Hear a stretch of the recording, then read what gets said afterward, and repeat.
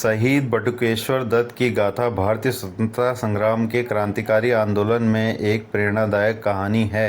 उनका जीवन संघर्ष, साहस और देशभक्ति का प्रतीक है। बटुकेश्वर दत्त का जन्म 18 नवंबर 1908 को बंगाल के वर्धमान जिले में हुआ था। वे बचपन से ही क्रांतिकारी विचारधारा से प्रभावित थे और अंग्रेजी शासन से भारत को आज़ाद करने के लिए संघर्षरत क्रांतिकारियों के संपर्क में आए। कलकत्ता में पढ़ाई के दौरान वे महान क्रांतिकारी सच्चिदानंद सन्याल के संपर्क में आए, जो हिंदुस्तान रिपब्लिकन एसोसिएशन के नेता थे। दत्त ने भगत सिंह के साथ मिलकर हिंदुस्तान सोशलिस्ट रिपब्लिकन एसोसिएशन में काम करना शुरू किया।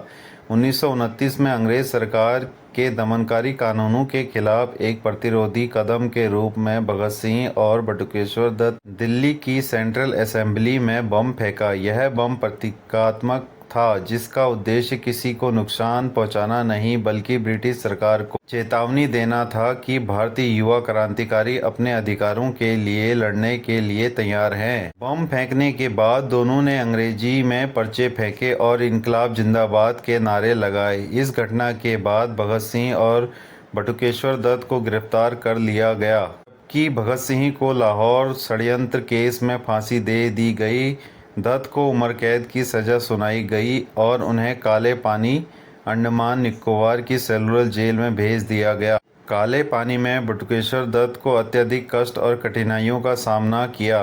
जेल में उन्हें अमानवीय यातनाएं दी गई, फिर भी उन्होंने अपनी लड़ाई जारी रखी। दत्त और अन्य क्रांतिकारी कैदियों ने बेहतर स्थिति और सम्मानजनक व्यवहार के लिए भूख हड़ताल भी की। कई वर्षों तक जेल में रहते हुए उन्होंने अपने दृढ़ संकल्प और साहस को नहीं खोया। 1947 में भारत की आज़ादी के बाद बटुकेश्वर दत्त को रिहा कर दिया गया, लेकिन आज़ादी के बाद भी उनका जीवन संघर्षों से भरा रहा।